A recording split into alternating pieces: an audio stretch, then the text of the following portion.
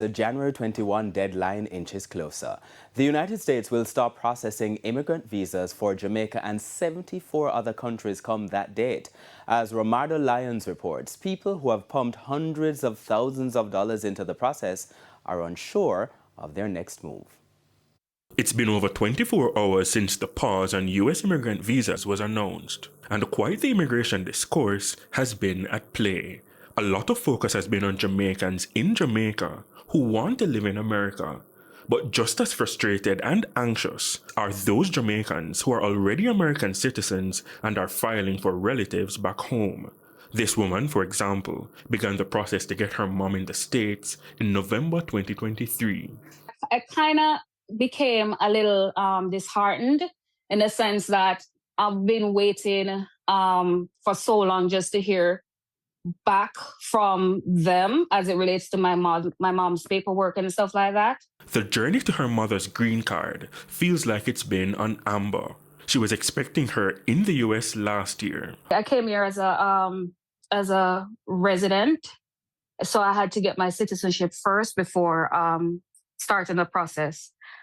With the process, I had to fill out the I-130 petition for alien resident.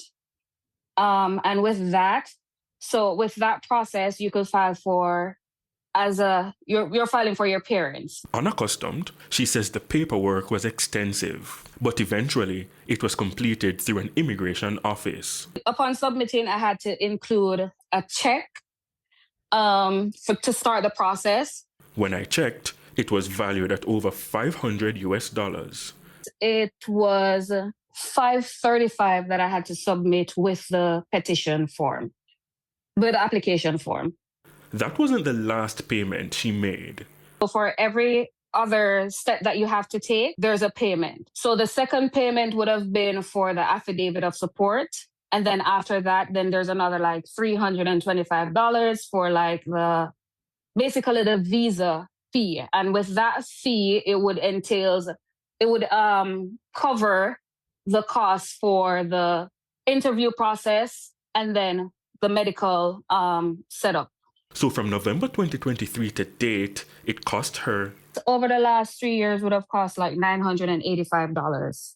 There was no completion timeline. However, she got a letter stating that the application was received and was told to create an online account through the U.S. Citizenship and Immigration Services, USCIS, to be notified about processing times.